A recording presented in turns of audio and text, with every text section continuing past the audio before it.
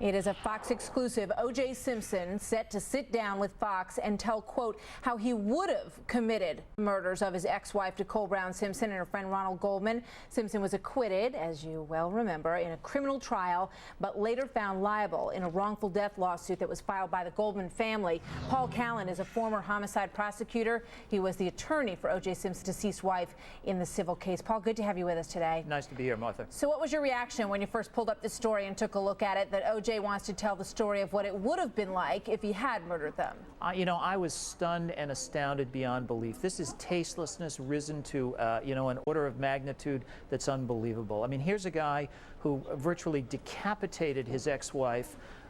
He murdered Ron Goldman, and now he's out to try to make money and to get additional fame. If you put low life in the dictionary as a word, his picture belongs next to it.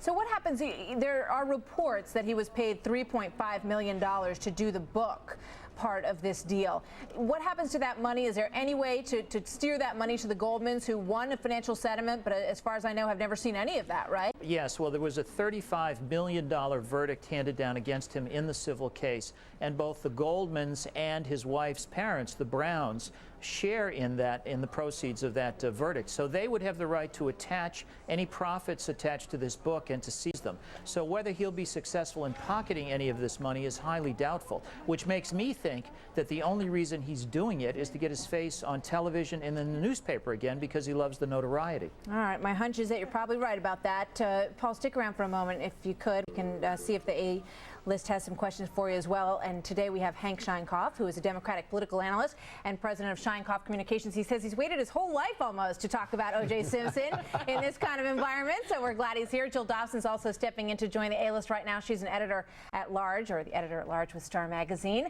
Cody Willard's here, hedge fund manager, columnist for the Financial Times and TheStreet.com. And today's wild card, we're very pleased to have back with us today Dagen McDowell, who of course you all know as Fox News business correspondent. You can see her on Cash It In every Saturday at 11:38 a.m. Eastern, and lots of other places on Fox as well. I think we're all dying to talk about OJ today. You know what? When I looked at that screen and you look at that box in the lower right-hand corner and you see that white Bronco driving, it takes me right back to that day, and why we were all so enthralled with this story is quite remarkable. What do you think about the fact that OJ is trying to sell this book and this story now, Hank? This guy is a living advertisement for the ending of constitutional rights as it applies to double jeopardy. This is a disgrace, but you know, in this country we love bums. We love scoundrels. We love to read about them. We buy their books. We listen to them. They become famous.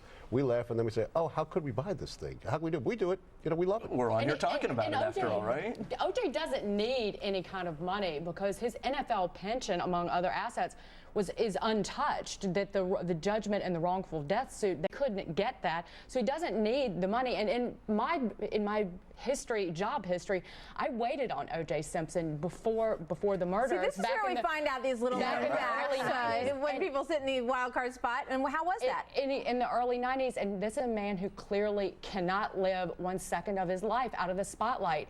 He has to have attention, constant attention from the public, and that's the reason this guy is doing it. Clearly, this interview. Jill, you've covered a lot of celebrities. What do you think about this? It just smacks of, obviously, he wants to be back in the public eye. He's so desperate for it that he's willing to sort of conjecture about how he would have killed them, quote, if he had. And he keeps going to deeper and deeper levels of shamefulness, and he just is embarrassing himself. He actually put out a DVD and did the candid camera type of show called Juice, where he tried to sell a white Bronco and said, here's where the blood spot is, and I made this car famous. Just absolutely no taste, no class, no feeling for these people who, the families of Nicole and Ron who are mourning. It is. It's pretty sad, I mean, it's harsh. I can't imagine being the families of the victim on this thing. I mean, OJ's either got nothing left to lose, or maybe he's really innocent. Yeah. Surely it's the former, right? We buy pornography in this country. We love negative campaigning.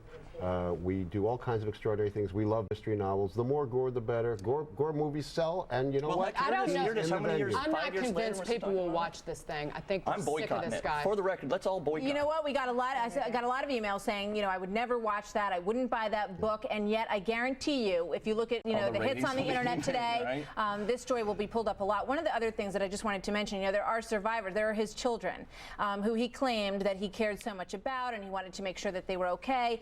and he wanted to find their mother's killer. And Sydney Simpson, you know, she was arrested back in January of 2005. His son is a star athlete, and I hope they both go on to, you know, be okay from this. But you can't help but wonder, I wonder as a parent, to drag all this up again and to sort of in a joking manner talk about what it would be like if I had killed your mother. Right. Hasn't he done enough to his kids? Hasn't he inflicted enough pain on his family, the families of the victims?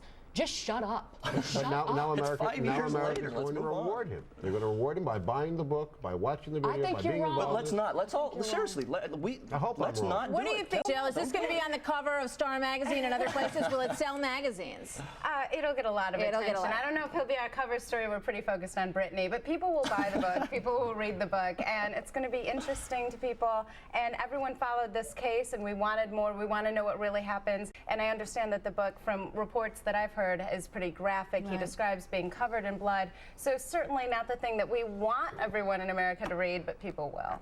Crazy. All right, you guys, thank you. We're going to come right back with another very interesting story. This is video of two young children. It's been pulled up quite a bit today on the internet. They're fighting. They're surrounded by a group of adults who literally egg them on, break them apart, and then let them start fighting again while they cheer it on. We'll be right back.